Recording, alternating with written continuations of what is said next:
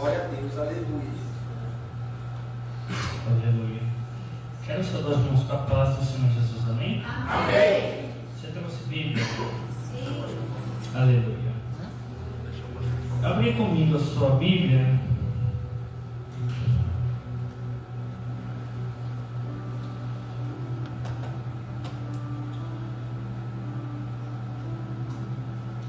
A gente vai começar um pouquinho diferente.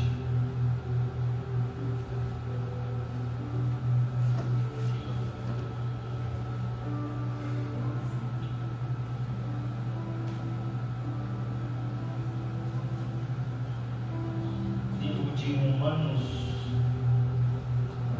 capítulo 5.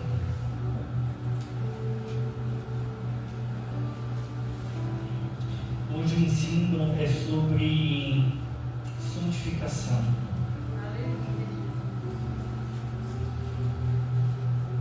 A gente vai procurar entender o que é santificação e qual a sua importância na vida cristã. Romanos capítulo 5, versículo 12.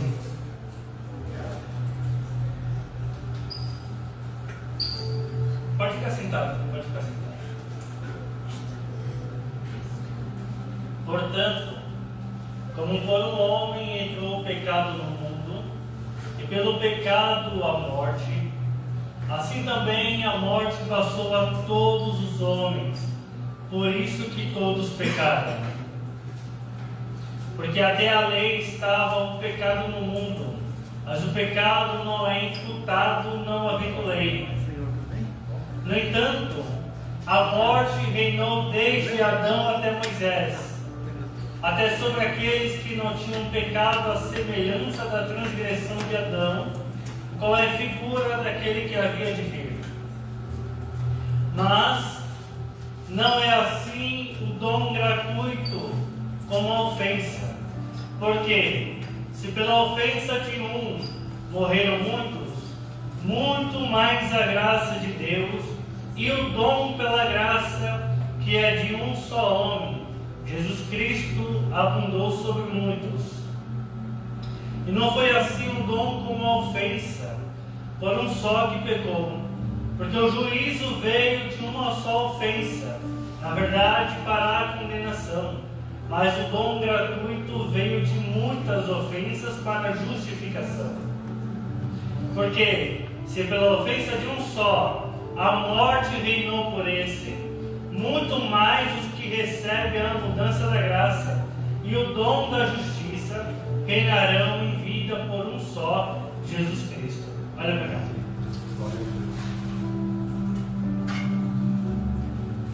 A gente precisa entender não só o que é o pecado, mas o quanto ele agrediu a natureza humana. Porque se a gente for olhar a definição, pode baixar um pouquinho. Se a gente for olhar a definição de pecado, a gente vai chegar na conclusão de que pecado é errar o alvo.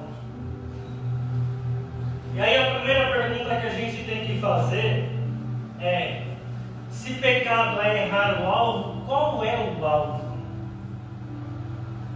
Qual é a finalidade pela qual Deus criou o homem?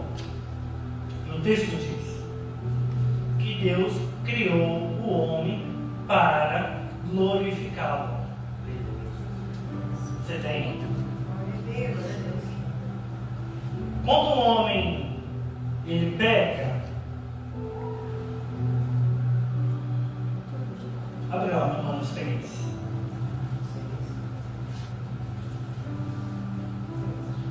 Versículo 10.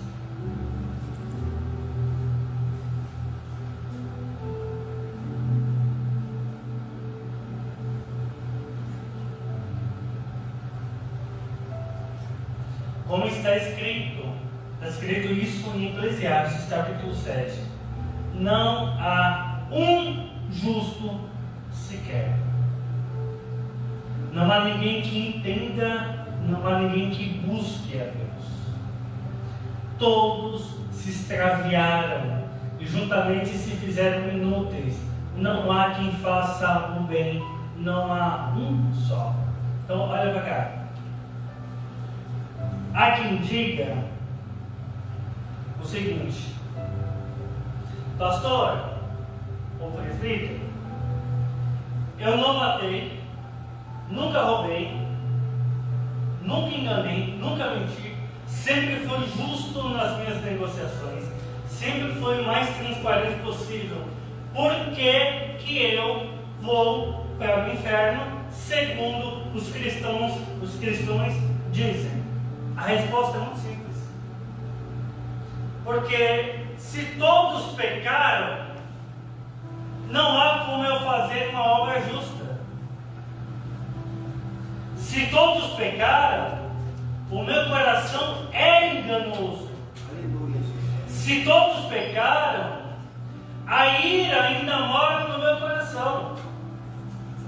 Aí alguém vai dizer: presbítero, eu nunca desrespeitei ninguém. Só que quando você está em ambiente familiar, você acha muito natural ter rancor do outro. Porque o coração é enganoso e ele te faz buscar justiça nas obras más. Bruno, então você está me dizendo que ainda que eu tenha uma vida que faça as coisas certinhas, eu só vou alcançar a santidade se eu aceitar Jesus? Perfeito, você entendeu como é que passa o evangelho. Então eu dependo da religião para ser bom? Perfeito, você entendeu o evangelho.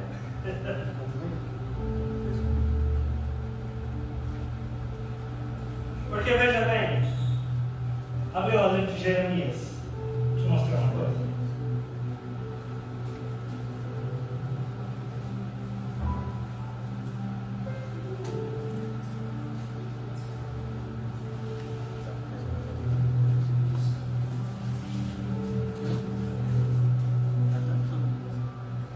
Livro de Jeremias, capítulo 2, versículo 13.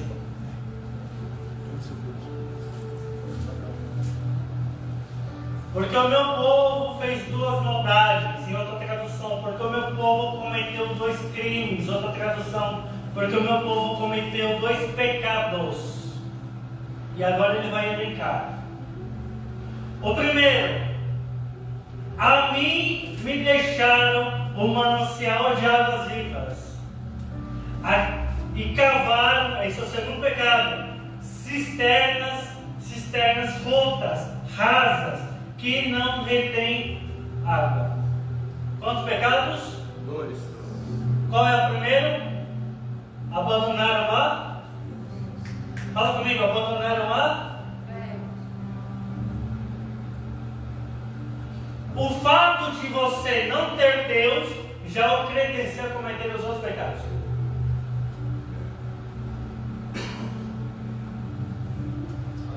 Você está aí, crente?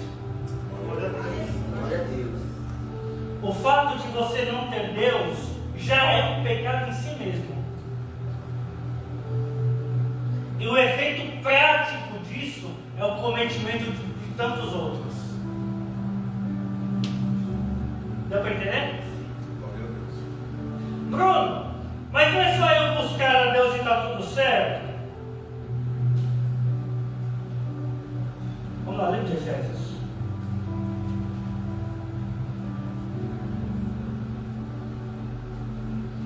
Efésios capítulo 2,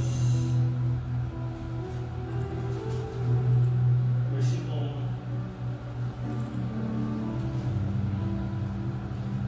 E vos vivificou, e Deus vivificou, estando vós, fala comigo, vós, Mortos.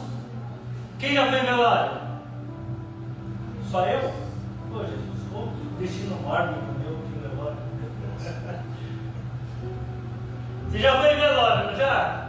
Aí você viu o defunto lá no caixão bonitinho. Dá uma certa agonia, vai até outro pouco no nariz, né? chegar no cachorro e falar assim, filho, levanta, chega. Sim ou não? Quem já teve vontade? O defunto vai te ouvir? O defunto vai se mexer? Ele vai ter alguma reação? Então o que Paulo está falando é, quando Deus decidiu te resgatar, você não tinha nem condição de responder a Deus.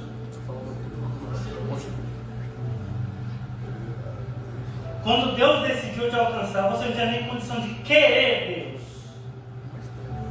Ele que operou tanto o querer quanto o efetuar. É o que diz o texto.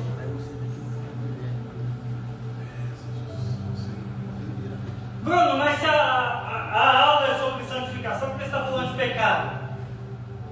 Porque você precisa primeiro entender o caminho para chegar na santificação. O primeiro caminho para a gente entender a santificação é entender o nosso estado diante de Deus. E o nosso estado era defunto, morto.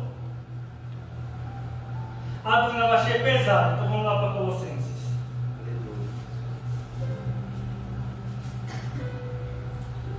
Livro de Colossenses, capítulo 1, versículo 21. A vós também, que no outro tempo eres estranhos e inimigos no entendimento pelas vossas obras más. Você prefere o quê? Morto ou inimigo?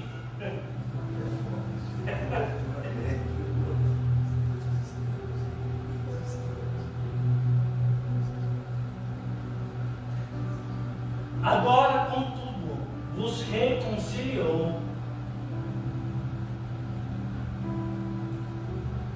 no corpo da sua carne pela morte, perante ele vos apresentar santos, irrepreensíveis e inculpáveis. Se na verdade permaneceres fundados e firmes na fé, e não vos moverdes da esperança do evangelho que tendes ouvido, o qual foi pregado a toda criatura que há debaixo do céu, e do qual eu, Paulo, estou feito ministro. Regozijo-me, alegro-me agora no que padeço por vós, e na minha carne cumpro o resto das aflições de Cristo pelo seu corpo, que é a igreja. Olha o que Paulo está falando. Glória a Deus, aleluia. Vocês eram inimigos de Deus, estranhos e mortos. Ele vos resgatou através de Cristo, para te apresentar santo e irrepreensível. Quem vai fazer o processo? Eu ou Deus? Deus. Bruno, eu tenho participação na santificação? Tem. A sua participação na santificação é responder ao mundo quem Deus é esse que você serve. Perante Deus, a gente não tem ação nenhuma daquilo que Deus faz conosco. Bruno, mas assim, quando eu vim no culto e o pastor pregou, fui eu que levantei a mão.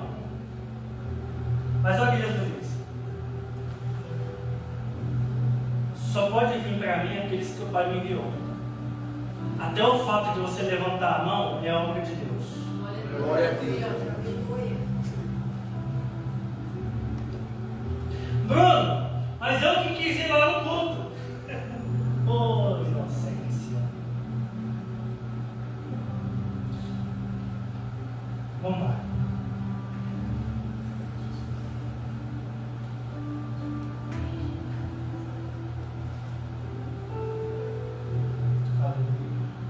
Glória a Deus, aleluia.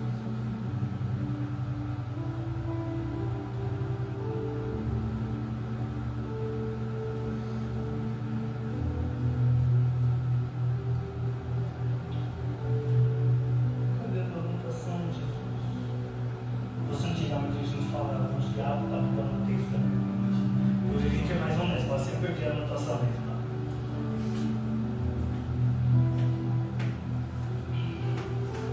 Está comigo, livro de Hebreus.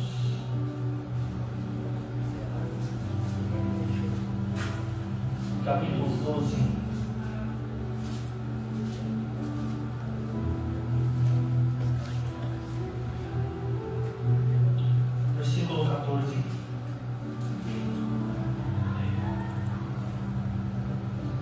Segui a paz com todos e a santificação, sem a qual ninguém verá o Senhor.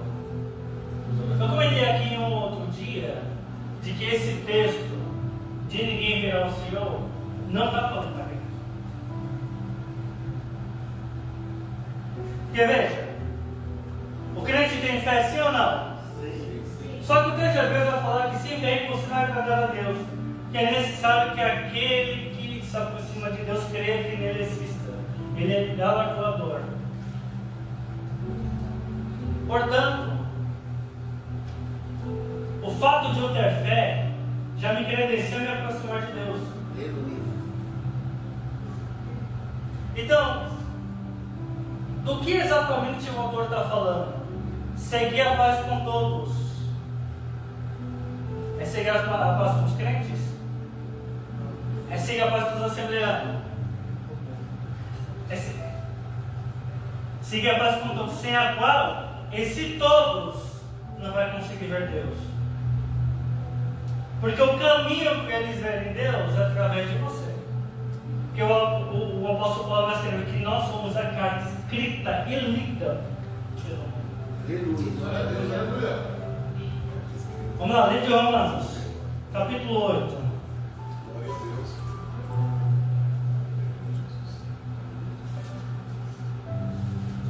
Versículo 30.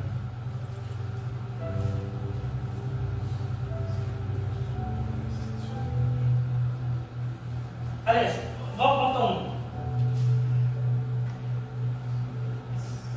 Ó, esse texto, para mim, do livro de Romanos, ele é o eixo central da teologia cristã.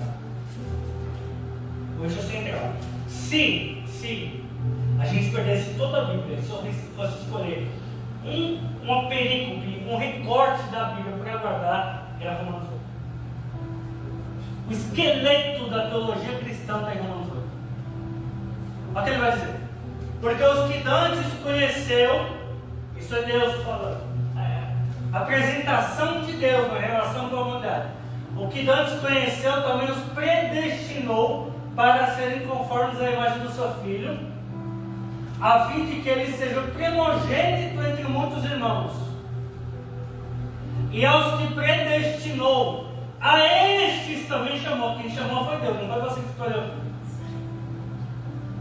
E aos que chamou, a este também justificou. Deus não só te chamou, como ele fez questão de pagar os seus pecados. E aos que justificou, também glorificou. O que ele está falando? Ele te chamou, te predestinou, te escolheu, te trouxe, perdoou seus pecados, te tornou justo diante de Deus, te deu vida diante de Deus, e o glorificou. O glorificar que Paulo está falando aqui é o tornar a imagem do Filho. Ele te tornou a imagem de Cristo. E agora ele vem com uma série de perguntas retóricas. Vamos lá. Que diremos, pois, a essas coisas que ele acabou de falar? Se Deus é por nós, quem será contra nós? A mensagem de Paulo é assim, ó. Se foi Deus quem fez todo o processo, quem tem o direito para nós? De se colocar para fora?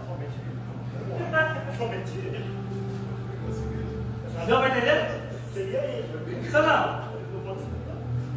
Vou explicar melhor. Porque a gente lê os textos, a gente quer imaginar como seria se Paulo tivesse escrevido no nosso tempo hoje, século 21. Porque Paulo está falando o seguinte: se foi Deus, pastor, quem te trouxe para cá, Deus é onisciente ou não? Onipotente ou não? Se ele é onisciente, ele sabe de tudo que vai acontecer. Então, se ele te trouxe, ele já te trouxe sabendo do final do processo. Bruno, não acredito nisso, então vamos rasgar Isaías. Porque Isaías vai falar que ele anunciou o fim desde o princípio. Aleluia. É Isaías que vai falar. Sim ou não? Versículo 5.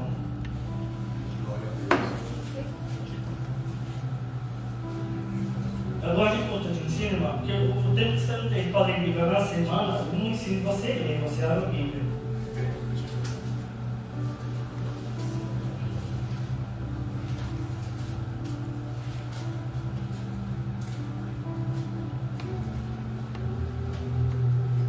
capítulo 3, versículo 5.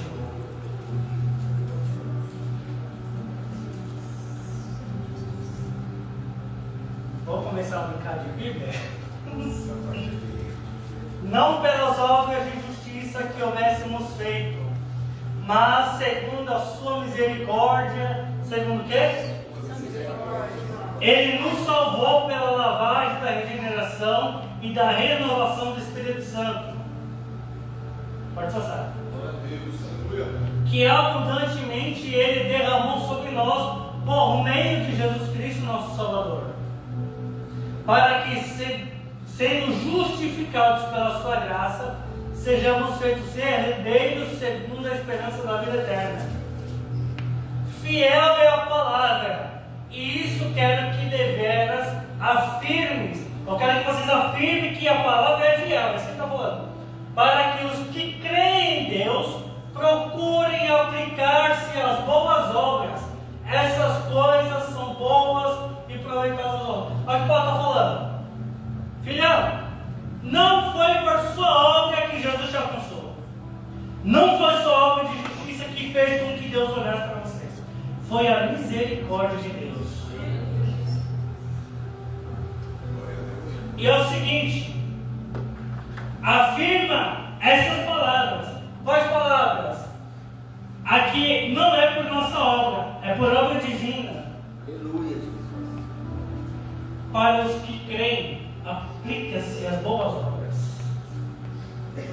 Porque, veja bem, a gente não é salvo pelas obras, mas as obras revelam aqueles que foram salvos. Aleluia. Vou falar de novo. A gente não é salvo pelas obras, mas as obras revelam aqueles que foram salvos. Não tem como alguém que foi salvo ficar sem obras. Aleluia, Jesus. Bruno, e quais são essas obras? Gálatas capítulo 5. É um fruto só, que revela amor, paz, longanimidade, benignidade, domínio próprio. Glória a Deus. 1 de João, capítulo 3, versículo 9.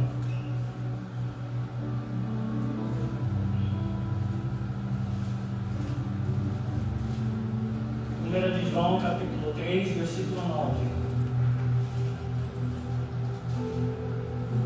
Qualquer que é nascido de Deus não permanece em pecado, ou seja, não vive na prática do pecado, porque a sua semente permanece nele, e não pode pecar porque é nascido de Deus.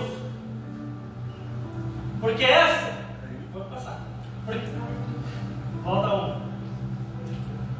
Porque essa é a mensagem que ouviste desde o princípio, que nos amemos uns aos outros. Não como Caim, que era do maligno e matou seu irmão. E por que causa o matou? Porque as suas obras eram más e as de seu irmão eram justas. Então veja bem.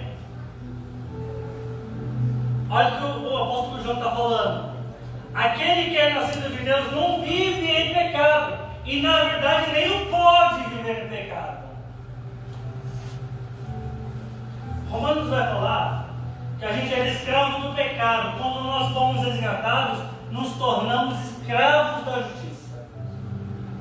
É que a gente lê na Bíblia a palavra servo, a gente acha que o servo ali é alguém que é voluntário. Não. O texto que está ali escrito, ele trata de escravo. Somos escravos do pecado. Quando Cristo nos resgata, nos tornamos escravos da justiça. Bruno, e quando eu sou crente, mas eu me sinto muita vontade praticando os pecados, a grande pergunta é se de fato você é crente.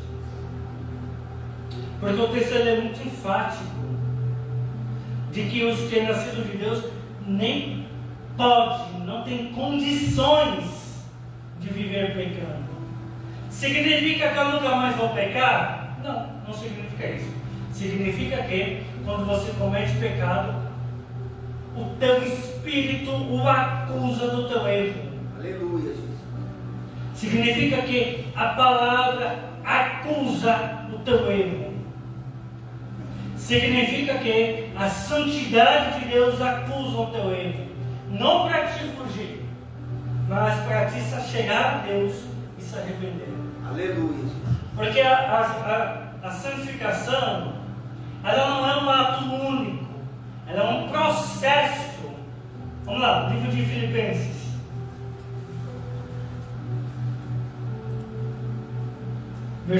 Capítulo 1, versículo 6.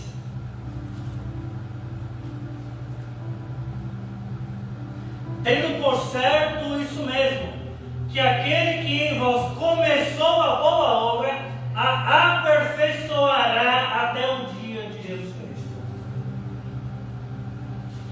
Ainda em Filipenses,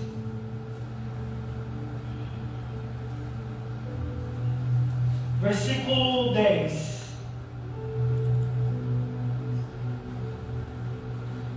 Para que aproveis as coisas excelentes, para que sejais sinceros e sem escândalo algum até o dia de Cristo, cheios dos frutos de justiça que são por Jesus Cristo, para a glória e louvor de Deus. Ainda em Filipenses, deixa eu achar aqui a referência.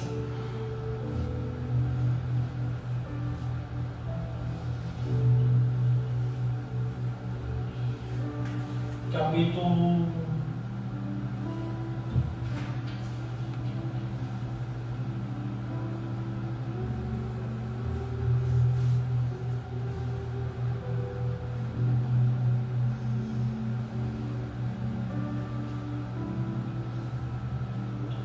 capítulo 3.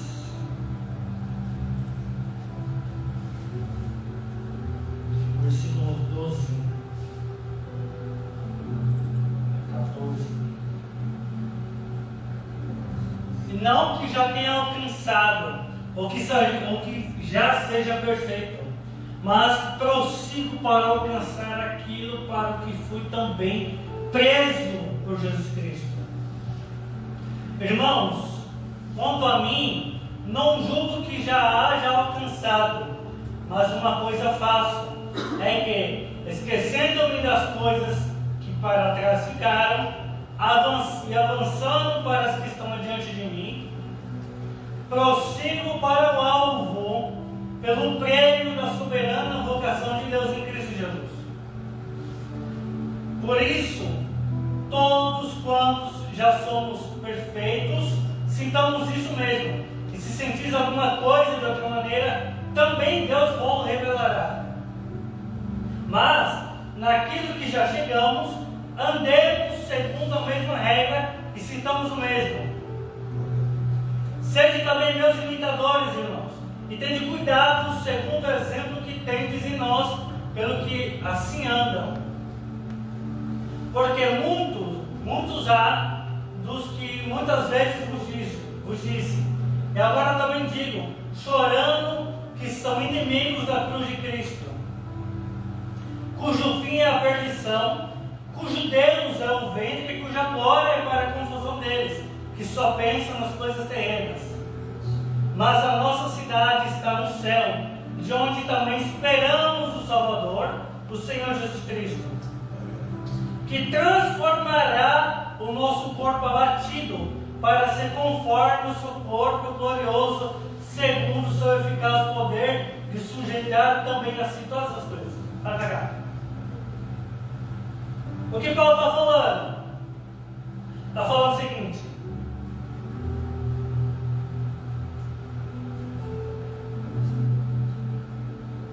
irmãos, eu não sou perfeito.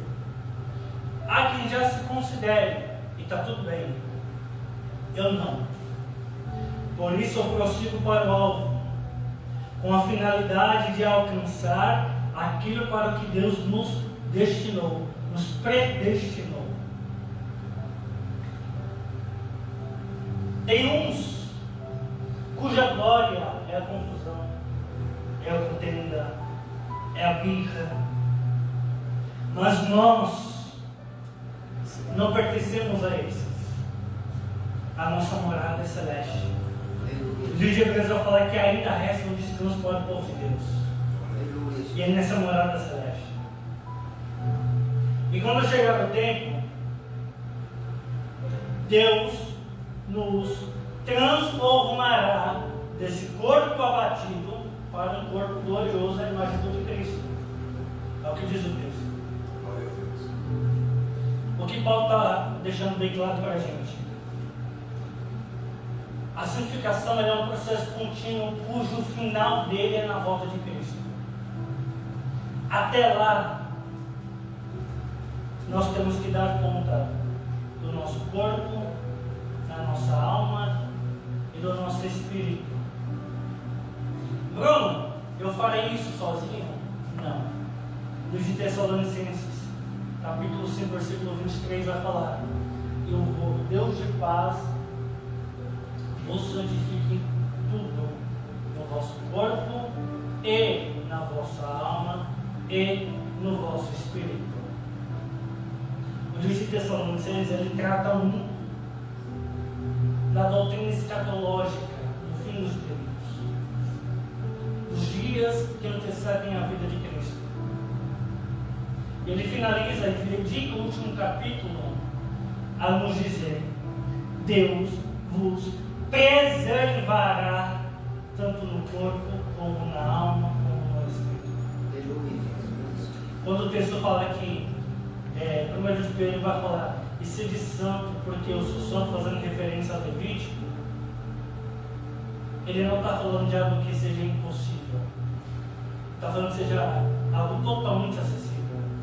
Porque ser santo não significa ser perfeito e afastado nas convivências que temos mundo afora. Ser santo significa ser separado ainda que estejamos no meio do povo mundo afora. Aleluia. Significa evidenciar Cristo no meio onde a gente estiver inserido. Nosso Senhor Jesus, quando ele vai apresentar a oração sacerdotal no capítulo 17 do Evangelho de João, ele vai chegar em dado momento e falar assim: Deus, eu não oro para que o Senhor os tire do mundo, mas para que estando no mundo eles sejam um como eu sou com o Senhor. Aleluia, Jesus. A santificação não é um ato da gente se excluir do mundo, mas para a gente mostrar ao mundo a luz de Cristo que vai condenar as trevas. Aleluia, Jesus. Abra comigo o livro de Hebreus, capítulo 12, versículo 23. Eu já estou acabando, tá?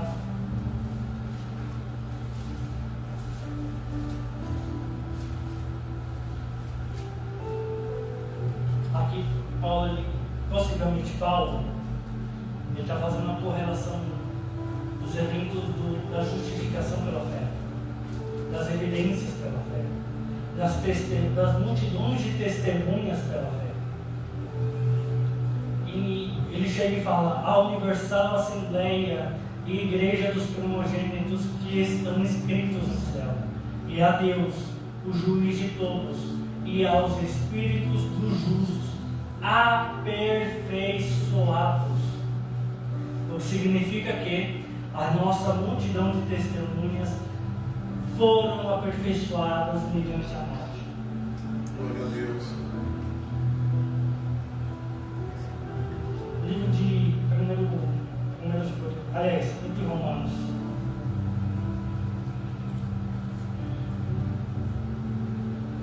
Capítulo 6, versículo 12.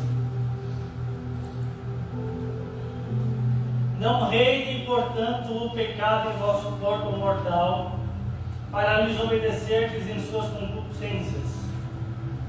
Nem tampouco apresenteis os vossos membros ao pecado por instrumentos de iniquidade, mas apresentai-vos a Deus como vivos dentre os mortos, e os vossos membros a Deus como instrumentos de justiça.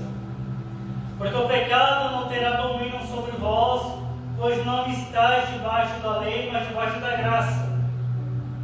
Pois que pecaremos porque não estamos debaixo da lei? mas debaixo da graça, de modo nenhum. Não sabeis vós que a quem vos apresentardes por servos para lhes obedecer, sois servos daquele a quem obedeceis, ou do pecado para a morte, ou da obediência para a justiça? Mas graças a Deus que, tendo sido servos do pecado, obedecerdes de coração a forma de doutrina que fostes entregues, e libertados do pecado, fostes feitos justiça, servos da justiça. Falo como homem, pela fraqueza da vossa carne, pois que, assim como apresentastes os vossos membros para servir a imundícia e a maldade, para a maldade, assim apresentei agora os vossos membros para servirem a justiça, para a santificação. Olha o que Paulo está falando. Você não tem escolha. Você não tem escolha. Você vai estar sempre debaixo de uma das duas influências. Ou do pecado, ou do Espírito. Tem uma terceira, que é sobre a influência do diabo. Vamos ficar só com as duas, por hora? Depois a gente faz uma aula só disso. Essa é a terceira. E aqui, a ideia de Paulo é falar o seguinte: você tem a livre escolha das coisas que você vai fazer, e delas você vai dar conta. Porém, você nunca vai estar zero influenciável. As coisas que você acha que é a escolha sua, pode ter certeza que é a influência do pecado. Porque a tua carne é pecaminosa, o teu coração é enganoso, é o que diz o texto. A outra influência é a do Espírito, que conduz as coisas boas, louváveis e agradáveis a Deus. E Paulo ele dá corpo ao argumento falando o seguinte: a evidência que você dava quando você era escravo do pecado era que você entregava o seu corpo às obras pecaminosas. Bruno, como é que eu entregava o meu corpo às obras pecaminosas se eu já te falei que eu não cometi nenhum crime, nenhuma atrocidade? O simples fato de você não se entregar a Deus é um ato pecaminoso. O simples fato de você não reconhecer Deus como se não era um ato pecaminoso. Porque todos pecaram e todos foram afastados da glória de Deus. Bruno, como é que eu evidencio agora que eu sou filho de Deus? Entregando o meu corpo às obras de justiça. Aleluia. Glória a Deus. E Paulo vai falar: aquele que roubava, não fala que ele não roube mais, Aleluia. mas que ele seja generoso. Aquilo que você fazia embaixo de pecado, você tem que fazer justamente o contrário debaixo da justiça. Se você mentia quando era pecador, escravo do pecado, em Cristo você não pode não só não mentir, mas fazer questão de trazer a verdade em todas as coisas. Aleluia, Jesus. Deu para entender?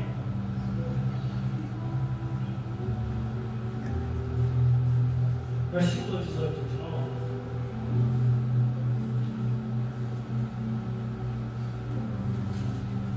Esse texto, se você tiver mania de grifar a sua Bíblia, grife esse texto. Porque eu acho muito estranho quando alguém vem e fala assim: Bruno, meu temperamento é explosivo mesmo, eu falo bem, não estou nem aí. 30 anos que eu sou assim, eu vou mudar. Eu sinto lhe dizer que você continua escravo do pecado, vindo na igreja e cantando louvor. Bruno, eu sinto raiva mesmo, eu estou mesmo. Eu sou assim, Deus que se vire comigo. Eu sinto lhe dizer, você pode até pregar e ter agenda de pregador, você continua escravo do pecado. Porque a evidência de que você serve a Deus é o seu, não só o seu espírito e a sua alma, mas o teu corpo em justiça a Deus, entregues a Deus. Porque veja, Abre lá, Romanos 12.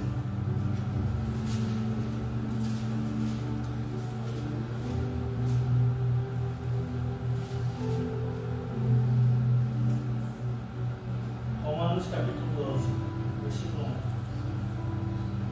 1. Rogo-vos, pois, imploro-vos, pois, irmãos, pela compaixão de Deus, que apresenteis os vossos corpos em sacrifício vivo, santo e agradável, que é o vosso culto racional. E não sede conformados com esse mundo, mas sede transformados pela renovação do vosso entendimento, para que experimenteis qual seja a boa, agradável e perfeita vontade de Deus. Pode parar aqui. O que Paulo está falando? Você quer experimentar a boa, agradável e perfeita vontade de Deus? Tenha a mente renovada. Como é que eu faço isso? Não me conformando com o mundo, não me conformando com as filosofias do mundo. Volta ao versículo. Versículo 1. Esse versículo ele é muito mal interpretado. Quer saber o porquê? Porque a gente fala assim, eu vou para a igreja ofertar o meu culto, entregar o meu culto. E não é isso que o texto está falando. Bruno, eu vou à igreja para cultuar, entregar o meu louvor a Deus. Não é isso que o texto está falando. O texto está falando o seguinte: você não vem para entregar sacrifício de louvor a Deus. Você não vem para entregar seu sacrifício de oração a Deus. Lindão, você vem para se entregar em sacrifício perante Deus. Aleluia. Posso dizer por que esse texto ele muda a compreensão?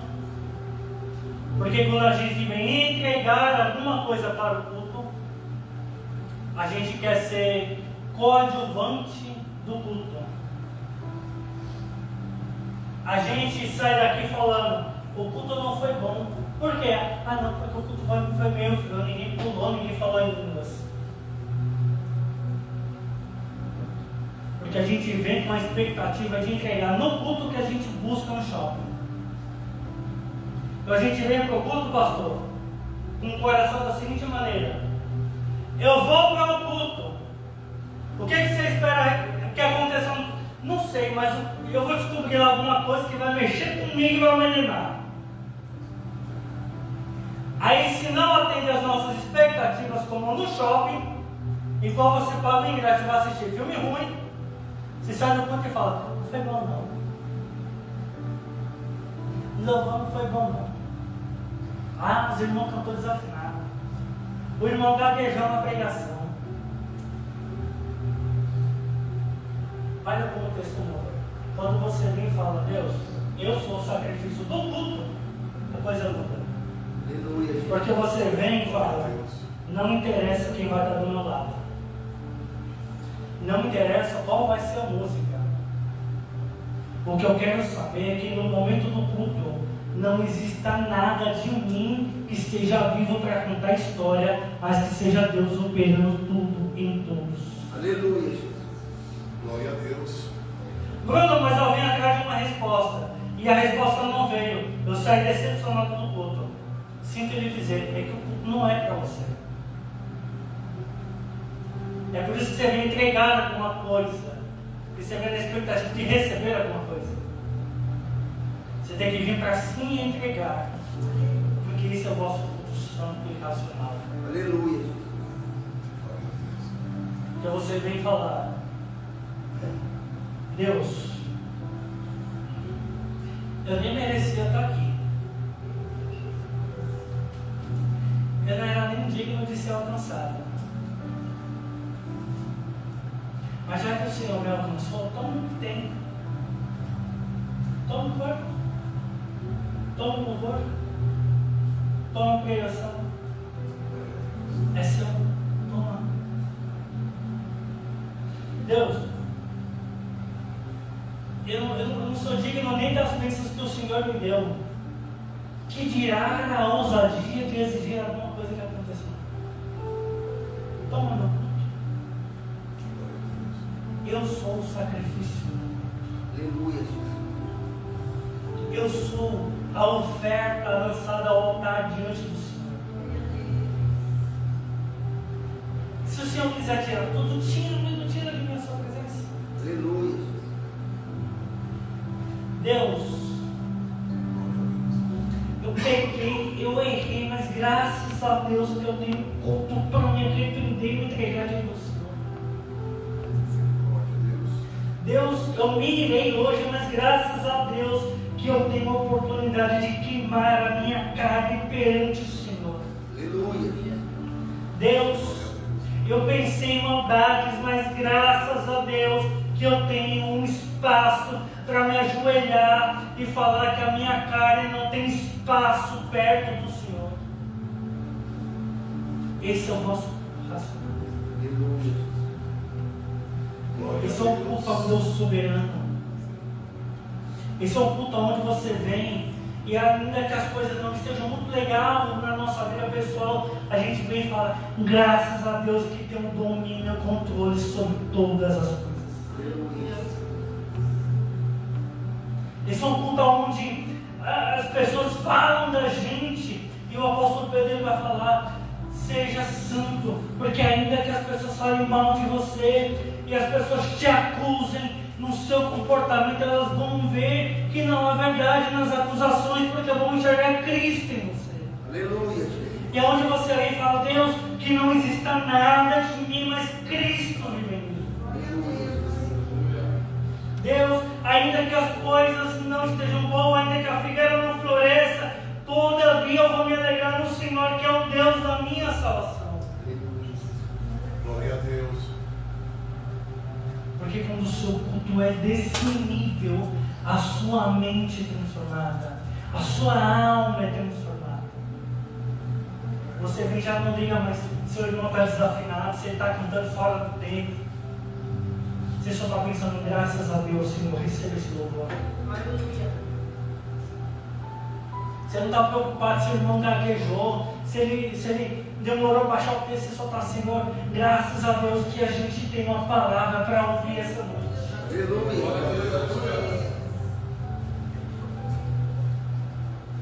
Ainda que os dias tenham sido maus durante a semana, você vem e fala, graças a Deus eu tenho um irmão para me dar a paz do Senhor, um sorriso envolvente que vai alegrar o meu coração. Glória a Deus. Esse é o culto racional.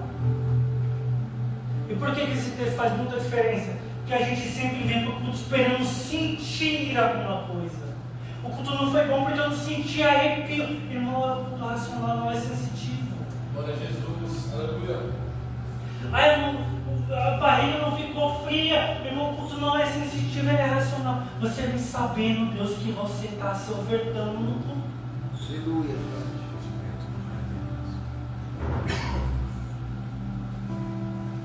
Irmão, eu não estou sentindo. E tem dia que você não vai sentir mesmo, irmão. Faz parte. E você não sente vontade de orar, você não sente vontade de ouvir, você não sente vontade de cantar. Você não vai sentir vontade.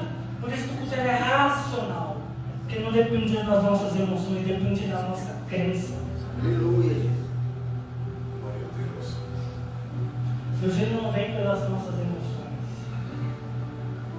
Deus ele vem pelo aquilo que a gente confessa, que ele é Senhor sobre tudo, sobre todos. Aleluia. E à medida que a gente vai se envolvendo no culto, a gente vai sendo transformado pelo culto. Eu não falo só do culto aqui, no culto cotidiano, no culto do lar. Glória a Deus. Nosso comportamento vai mudar. As nossas emoções vão se alinhar. O processo de santificação vai ocorrendo de tal modo que a gente já, quando vem poupa muito tempo na trajetória da oração, por exemplo. Que a gente começa orando na carne, aí dá sono, dá fome, dá vontade de mijar, dá vontade de cagar, aí tudo te atrapalha, o mosquito te atrapalha, o cachorro latindo te atrapalha, tudo te atrapalha. Aí você fala, vou parar! E Deus fala, mata a carne, continua na oração. Aí você começa a chorar. Aí você chora diante do Senhor. É o sacrifício da alma que você está derramando diante do Senhor. E a gente chora e solta no glúteo, solta a ansiedade, solta tudo diante do Senhor. Aí chega uma hora do culto que a gente está tão envolvido na oração, a gente não consegue falar mais nada, mas também não consegue sair de lá. Aleluia. Glória a Deus. E a gente fica lá falando, Deus, fala comigo. Aí o Espírito já começa a falar. Capítulo tal, versículo tal. Jesus disse, e o apóstolo disse, e fulano escreveu. E Deus te envolve na palavra. E você começa a louvar na oração. Quando você vem para o culto público, você está tão imerso em Deus, tão imerso no processo de entrega de tudo para Deus, que o irmão ele canta do jeito que for. Seu coração não importa de Deus. Glória a Deus. Você não precisa de ninguém falar em língua para você perceber Deus. Você não precisa de profecia para ouvir Deus falar com você.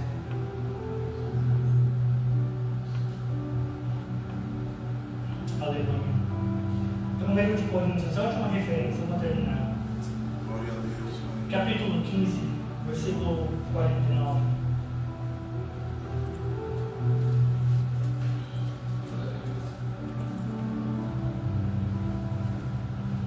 E assim como trouxemos a imagem do terreno, assim traremos também a imagem do celestial. E agora digo isso, irmãos, que a carne e o sangue não podem herdar o reino de Deus, nem a corrupção herdará a incorrupção. Eis aqui vos digo um mistério. Na verdade, nem todos dormiremos, daqui é de morte, tá? Nem todos morreremos. Mas todos seremos transformados num momento, num abrir e fechar de olhos, ante a última trombeta, porque a trombeta soará, e os mortos ressuscitarão incorruptíveis, e nós seremos transformados. Porque convém que isso que é corruptível se revista da incorruptibilidade, e que isso que é mortal se revista da imortalidade. E quando isso que é corruptível se revestir da incorruptibilidade, isso que é mortal se revestir da imortalidade, então cumprir-se-á a palavra que está escrito: tragada foi a morte na vitória. Onde está, ó morte, o teu aguilhão? Onde está, ó inferno, a tua vitória? Ora, o aguilhão da morte é o pecado, e a força do pecado é a lei. Mas, graças a Deus que nos dá a vitória por nosso Senhor Jesus Cristo. Olha o que Paulo está falando. No último estágio da santificação, é quando a gente vai encontrar o Senhor. Alguns vão passar pela morte, outros não. De todo modo, todos nós seremos transformados. Esse corpo corrupto vai ser transformado em um corpo incorruptível, santo, glorioso, à imagem de Cristo.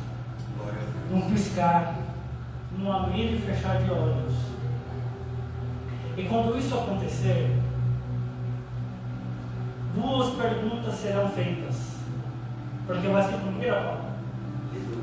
E quais são as duas perguntas, Bruno? Onde está, ó morte, o teu aguilhão? E onde está, ó inferno, a tua vitória? Então a gente vai falar que até Cristo todos temiam a morte, porque não era garantia de salvação. A gente não tinha garantia de salvação. Aleluia. Quando vem Cristo, em Cristo a gente tem a esperança da nossa salvação. E os que foram alcançados a garantia dela. E aí a pergunta para a morte é muito simples: cadê a tua vitória? Porque,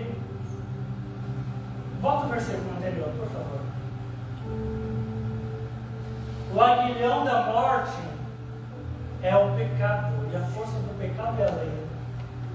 O que Paulo está falando, citando o texto, é o seguinte. Aliás, ele está explicando o texto. O aguilhão da morte, ou seja, a corrente que a morte usa para alçar as pessoas e puxar para ela, é o pecado. Só que quando Cristo vier, já não haverá mais pecado. Então, onde está a morte? Cadê o teu aguilhão? Inferno, que é para onde as pessoas iam sem Cristo. Cadê a tua vitória? Cadê o sorriso no rosto? Glória a Deus. O que Paulo está falando aos coríntios é o seguinte: filhinhos, o caminho da salvação não é fácil. O caminho da santificação não é fácil. Nós não estamos sozinhos no processo. Deus está conosco e Ele vai aperfeiçoar até a vinda de Cristo. Aleluia. E quando Ele vier, as torturas que a nossa carne padece por conta da natureza pecaminosa vai cessar. Aleluia, Jesus. Porque o nosso corpo vai ser transformado. Que glorioso dia será. Glória a Deus. História de fé. Bendito.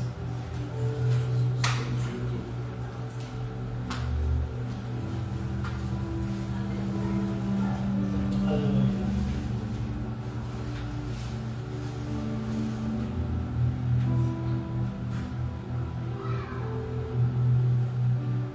Sabe que quando Caim mata Abel, o texto que a gente leu fala das diferenças das obras. A de Caim era a obra má, e a de Abel era a obra justa. E a gente que já está um tempo na igreja, a gente sempre ouviu falar que a oferta de Abel foi melhor porque era uma oferta animal. E a de Caim era ruim porque era uma oferta vegetal. Mas não é isso que o texto ensina. O texto ensina que Abel entregou das primícias. E ao cabo de dias, Caim foi entregando a sua oferta e ele entregou faltando. Porque quando Deus ele rejeita a oferta, ele não rejeita Caim, ele não rejeita primeiro a oferta e depois Caim. Ele rejeita Caim e a sua oferta. O texto de Hebreus, eu já falei aqui em algum outro momento, fala que o sangue de Abel, o sangue de Cristo, o sangue da aspersão, fala melhor do que o sangue de Abel. O de Abel continua falando ainda hoje. E fala o que, meu irmão?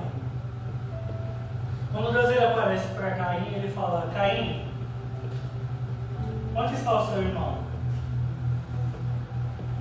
Caim fala: que por acaso eu sou o guardador do meu irmão? E a gente dá o culto desde o Éden. Aleluia, Jesus. Deus fala: o sangue do teu irmão clama a mim desde a terra.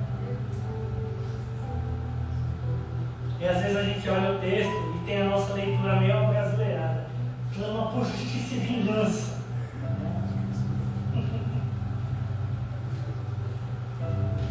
O de Abel clama de justiça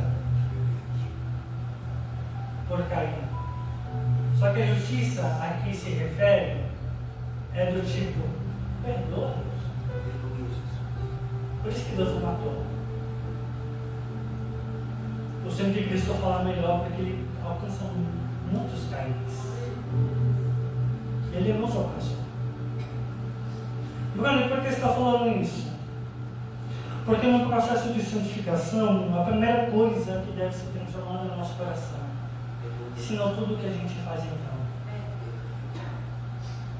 Senão tudo que a gente ora em vão. Em vão não pelo que a gente faz, mas pelo coração com que a gente faz. E que a gente tenha um coração igual ao de Paulo, reconhecendo que a gente é pecador e a gente é pecador. a gente vai ter uma briga eterna até a vida de Cristo com a nossa natureza pecaminosa. A gente vai falar, Deus, eu quero fazer o bem, mas eu não consigo. O mal é fácil demais, mas o bem é difícil. É difícil perdoar quem me ofende, é difícil perdoar quem fala mal de mim. É difícil. Mas trabalha no meu coração para que eu seja um Cristo diante dele. Feche seus olhos. Fala assim, Senhor, transforma o meu coração. Eu sei que a santificação não é um ato único. Ele é progressivo. Ele acontece dia a dia, de glória em glória, para que a gente se torne, dia a dia, a imagem de Cristo. Senhor, guarda o meu coração, esconde a Tua palavra no meu coração, para eu não pecar contra o Senhor. Meu Deus, eu te peço, guarda a minha mente para se alimentar apenas daquilo que glorifica o Senhor. Deus, que eu não venha entregar uma oferta bonita com o coração de Caim, mas que eu venha como Abel, que ainda que eu seja o sacrifício do culto, o meu coração clame por justiça por aqueles que querem o meu mal. Eu te peço, Deus, guarda os meus olhos para que eles sejam as candeias, os luminares do meu corpo, para que seja santo e o meu corpo seja santo, como ensina a sua Escritura. Eu te peço, Deus, o que foi dito hoje, que eu guarde no meu coração e que o Senhor me motive, me conduza a analisar, a examinar as Escrituras para averiguar se o que foi dito procede da palavra. E no processo de averiguar a sua palavra, o meu coração seja transformado por ela através do Espírito. Porque é pela palavra que nós vamos permanecer firmes, lavrados e vencedores diante do diabo e diante de Deus, para a glória de Deus, na imagem de Cristo. Glorifica Jesus.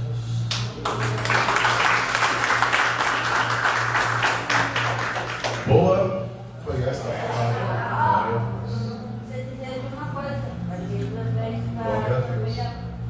Boa foi esta palavra. glória a Deus. Né? Deus continue abençoando o nosso irmão Bruno. Quero estar aqui chamando a Monique, estar orando por ela, completando mais um ano de vida. Amém, meus irmãos. E é isso aí, o segredo é Cristo. E as profetas, os reis, os enviados. A Joel falou sobre Jesus Cristo, né? Que aqueles que não ouvirem a Jesus, eles serão exterminados. O segredo da salvação é Jesus Cristo, nosso Senhor. Um resumo aí da aula um resumo, porque praticamente a lição bíblica foi um resumo de toda a lição bíblica à noite, nessa noite, em nome de Jesus. Amém? Vamos orar. Senhor Deus e Pai, que está Monique, Deus, completando mais um ano de vida. Senhor, meu Deus, eu sei que muitas são as promessas que o Senhor tem na vida da tua serva. Continue, Deus, fortalecendo, né? E como foi dito, Senhor, no ensino desta noite, que a tua filha sempre venha entender, Pai. E sem ti, Deus, ela não é nada. Mas com o Senhor, ela é mais do que vitoriosa. Senhor Deus e Pai, e que os planos do Senhor sejam os planos dela, Pai. Abençoa também, Senhor, o nosso irmão Luiz, Pai amado, creio que eles estão aqui num processo de namoro, de noivado. Creio que esse ano ainda, hoje, esse ano ainda, Pai, possa vir o casamento da tua filha, Senhor. Continue abençoando, Pai, dando saúde e muitos anos de vida, em nome de Jesus. Amém? Cantar um parabéns? Parabéns a você, nessa data querida, muita felicidade, muito ano de vida. Podemos vir um amém aqui? Amém. Que Deus abençoe meus irmãos. Vai ter um bolinho, vai ter uns salgados. Aproveite e venha aí comemorar junto com a Monique o aniversário dela, depois dessa palavra abençoada em nome de Jesus. Pai, despede o teu povo em paz, em segurança, Senhor, aos seus lares, após, Pai amado, essa comemoração que vamos fazer junto com a Monique. Grato por tua palavra, pelo teu ensino, a qual teu servo nos trouxe essa noite. Senhor Jesus, mais um motivo, Pai, da gente entender que em tudo devemos dar graça. Obrigado, Senhor, por mais essa noite em tua presença, em nome de Jesus. Pega suas mãos, igreja. Que o amor de Deus, que a graça do Senhor Jesus Cristo, que as doces consolações do Espírito Santo estejam com todos, não somente hoje, mas para todos sempre. Todos digam amém. Se Deus é por nós, Quem será contra nós? agindo Deus, Quem impedirá? ninguém. Vamos sempre entregar a paz do Senhor.